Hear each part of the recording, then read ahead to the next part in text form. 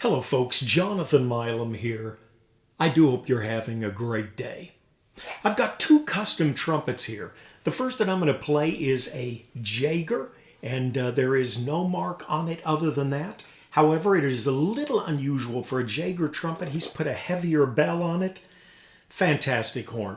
I'll also be comparing it to a Scodwell classic. Some call it the Las Vegas. Another excellent horn. If you've never heard of a Jaeger or a Scodwell, you're definitely with the majority. These are custom-made horns, small shops, individual men making these, and they are both excellent trumpets. We'll discuss them more in just a little bit. I'm going to start playing right away. Got a 64 MB 64 medium, a little bowled out on the sides, and excellent mouthpiece. Playing the Jaeger first, then we'll play the same thing on the Scodwell.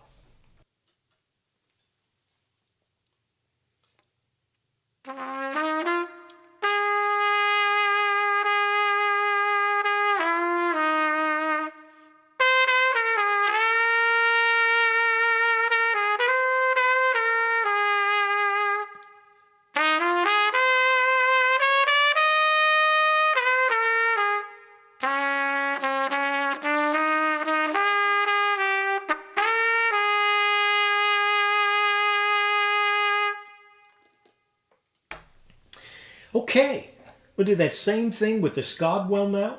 And in just a bit, we'll compare these horns, contrasting them.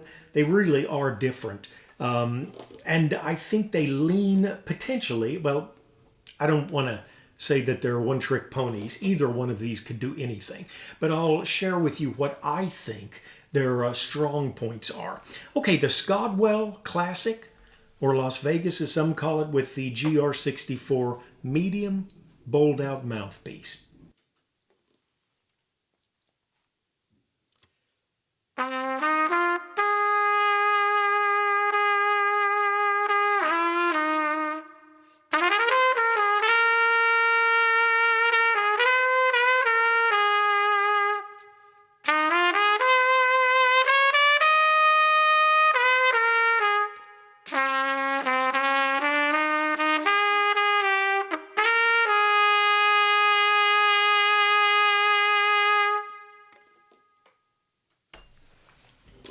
Okay, going to take a deeper mouthpiece now.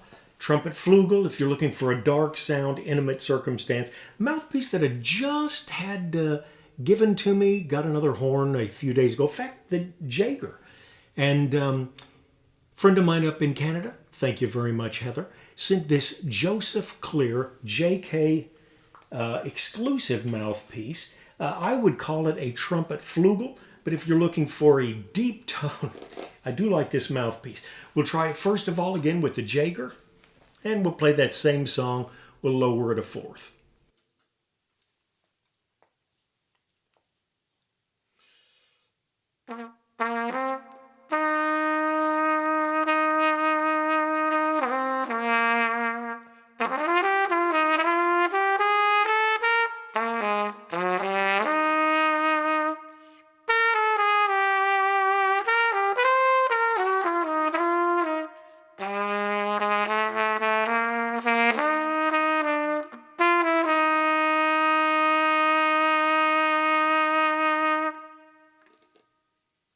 I don't think this mouthpiece will highlight the differences in these horns like the next mouthpiece. I'll use a more of a legit type, and then we'll go to more of a commercial sound. I think that will really highlight some of the differences in these trumpets, but you'll get the breadth and gamut of both of these with the help of this mouthpiece.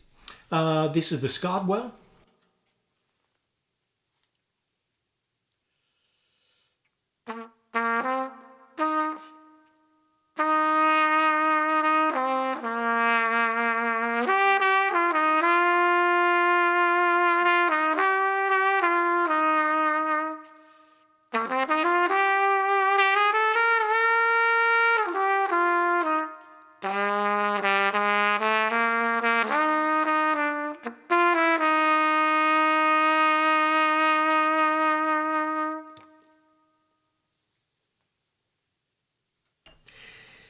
These horns are so nice to play.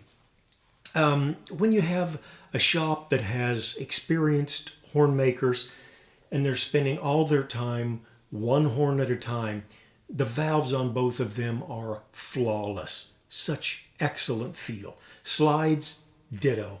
Just some wonderful characteristics about each of these horns. And again, I'll share that to you in just a moment.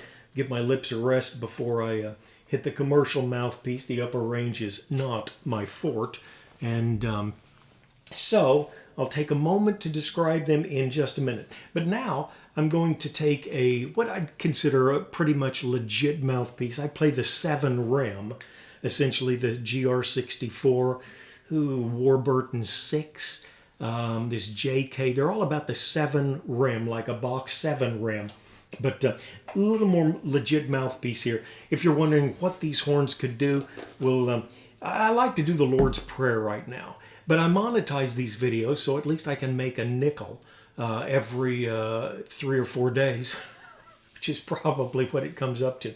And when I monetize them and I play the Lord's Prayer, whoever wrote the prayer that Celine Dion did, every time prayer comes up, they stop my earnings and say I've violated the trademark. I have to go in and tell them it's the Lord's Prayer, public domain. Song's been around close to 100 years. But we'll do Exodus, which is another great number for legit, and we will try it with the Jaeger trumpet.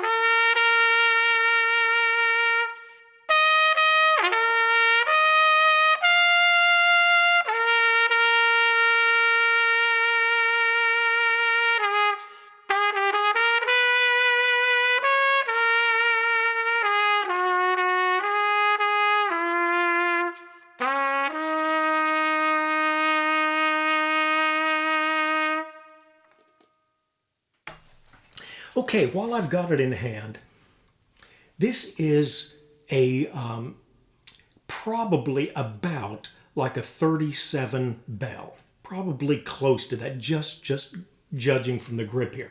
A little heavier metal than he usually uses. Nice live bell there. Ivan did so many neat things with this trumpet. One, he wanted a little more weight on the lead pipe, but he used it by putting this additional metal piece here and then bracing the bell against it. Very, very smart. If you've ever had another point, if you've ever had a trumpet and it's screwed up from the bottom for your third slide stop, those screws do get lost. Every now and then they just come out, and why not put the screw in from the top? And that way, if it gets loose, it's more likely to go down. Just a brilliant point that I have not seen on another trumpet. Just makes sense. Take the screw for the slide stop and go down with it rather than coming up. Just some of these things seem so logical, but you just don't see them very often.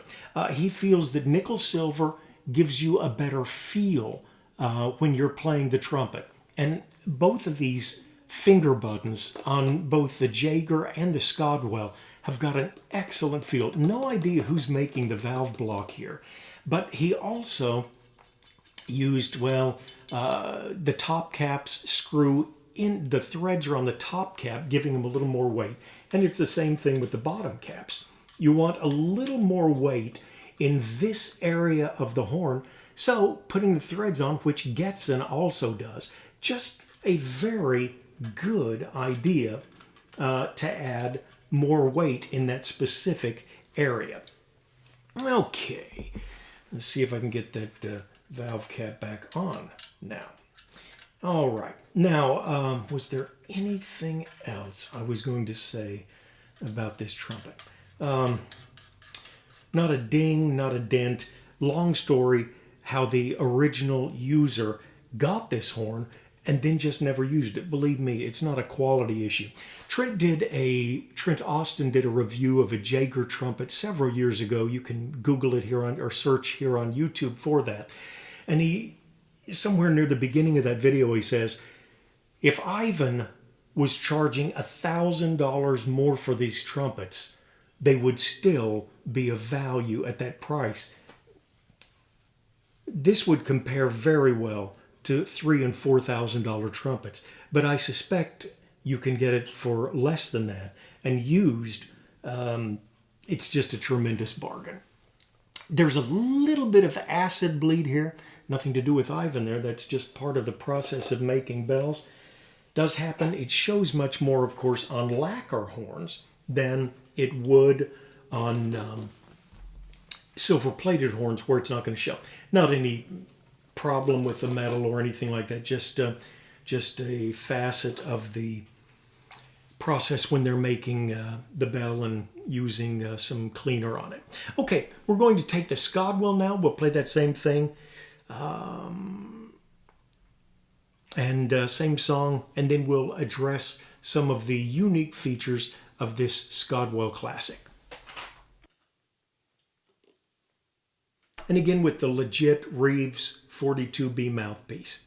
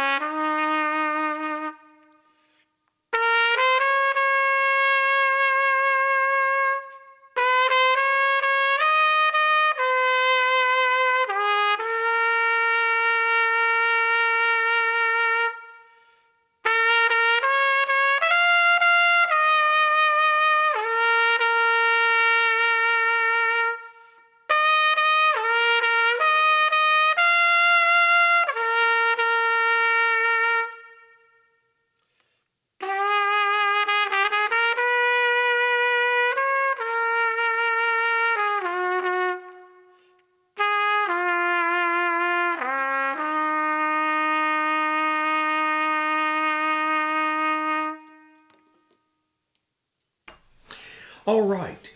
I believe that Tony Scodwell, in making this horn, did use a Carroll brass valve block, although I can't remember seeing finger buttons exactly like this. Slightly, the high point, they're a little bit oval, and the high point is the middle. I really like these. Now, Adams had some finger buttons like this on an A5 that I had. They were very large, and I just couldn't find the center of those. But these are smaller, and I really like them. Of course, I love, and I don't want to embarrass myself, it's not actually Carroll Brass valve block. It's the company that makes the valve block for Carroll Brass. Hoxon Gaki. It's a foreign name, and it's not like Smith or Gray, not quite that easy to remember. Excellent feel, just a wonderful feel. This is a smaller bell. I believe it's smaller than a 43 Stradivarius that I've got here, just again comparing this area here. So the throat, I think they would call it, extremely easy to project. And for the first time in a long time, I was playing it a few days ago, and I noticed something. And then when I was warming up just a moment ago, I noticed again. When I hit notes on this trumpet just near the top of the staff, a lot of metal in the room starts vibrating. It's got a very clear sound, very easy to play, and a very strong tone. Tony anneals his bells, so he puts them through a special heat treatment. And I played a lot of Carroll brass horns. I really like Carroll brass horns. This is not your average Carroll brass horn. It has some finesse to it that only a small shop maker can make. Excellent feel. The grips on it, the finger hook here, pinky hook. I love the ring that he put on the first slide here. Very, very nice. Oh, also was pointed out to me by the fellow that I bought it from. Thank you very much, Brad. There's not a brace between the bell here and the valve block. Now, the brace that he did put on the attaching the bottom part, as we're holding it here, the lead pipe to bell brace is very, very low. Okay, let's see. Not too much different here, but looks like it's about an inch lower than the Jaeger. Oh, I don't have another regular lead pipe. I had another regular lead pipe, standard, not reversed, and the difference was 2 or 3 inches. So he placed this brace low. Usually, people are thinking if you put this brace higher, you get more vibration in the bell. Tony really works. I've seen videos of him trying to find the right place to put the braces, and he's very picky. He feels there's a sweet spot for each brace. And in the video that I saw, he had one guy listening, and he would play, and he'd say, yeah, that's good. And then he'd move the brace one way or another, and then he'd say, yeah, I'm liking that, I'm liking that. And the other guy would say, that's it. And just real nice. One guy listening, him playing. But what they did with this brace low and then no brace here, you still got a very solid feel. But you get it's an excellent sound. I wish you could be in the room with me when the metal starts vibrating, and there's some here and there's some over here. Just a nice thing. It's also, I believe, his specific receiver here that he does some special work with. Great feel. Absolutely a wonderful feel. Both of these trumpets. First of all, to have a custom trumpet is a real privilege because they're usually hideously expensive. They need to be. You've got a small shop maker. He's going to need to get maximum money. Somebody's got to pay for his medical and on, benefits, vacations, so on and so forth. To have both of these horns at the same time is a special pleasure. And unfortunately, I'm not made of money, so one of these will be leaving the nest, probably both of them, before too long. I'm also on a Strad gag, but both of these are very, very fine players. Okay, we're going to go back to that first song. Give Me That Old Time Religion is what it is. Phil Driscoll did this, again, if you search on YouTube, when he was 16 years old. He made a record, A Touch of Trumpet, I think is the name of it. I was just starting to play trumpet. I was probably a junior in high school, had played French horn for about 5 or 6 years. Stayed with the French horn, but picked up the trumpet as well, played it at church. And Phil Driscoll was a tremendous motivation. Search Phil Driscoll, Driscoll, Give Me That Old Time Religion. And listen to him do it 16 years of age when he made that recording. And just tremendous. Okay, we'll play more of a lead type commercial mouthpiece. We'll play that song, but we'll raise it up a fourth again, and we'll start off with the Jaeger.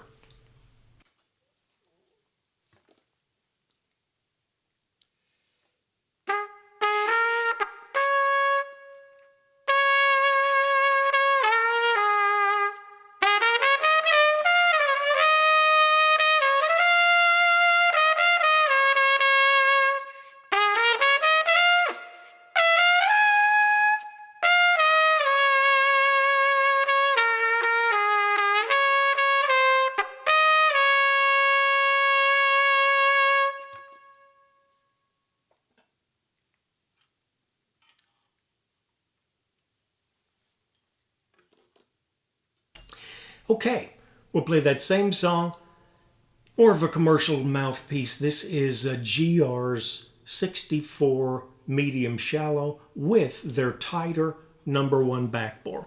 And this is the Scodwell Classic.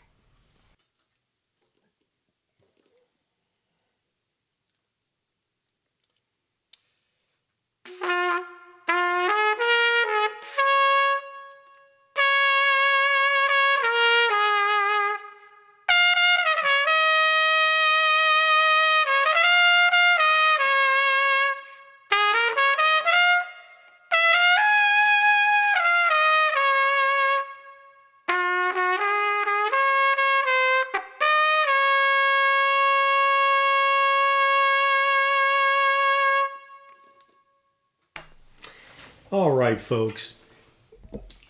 I do enjoy making these YouTube vids, as you can tell. Maybe I enjoyed a little too much. But here you've got the Jaeger and you've got the Scodwell, two simply wonderful horns. Anytime I have items for sale, first place I list them, on the first line in the comments, you'll see a link to the Trumpet Herald. Wonderful forum for trumpeters. Just love making transactions there. A lot of great guys. I bought a lot of trumpets, a lot of mouthpieces. In fact, I buy just about everything I buy from that Trumpet Herald marketplace. Great forum there, great marketplace. If you go down below, I'll have each of these trumpets highlighted with the mouthpieces. You can click right from one playing to the next. And when you put them back to back with no talking in between, you'll notice perhaps even a greater difference than you might have noticed with this video. Again, a pleasure to spend time with you. Questions, comments, I try and get in at least a couple of times a week and respond to just about everything that's written. Meanwhile, do take care of yourself and someone near you.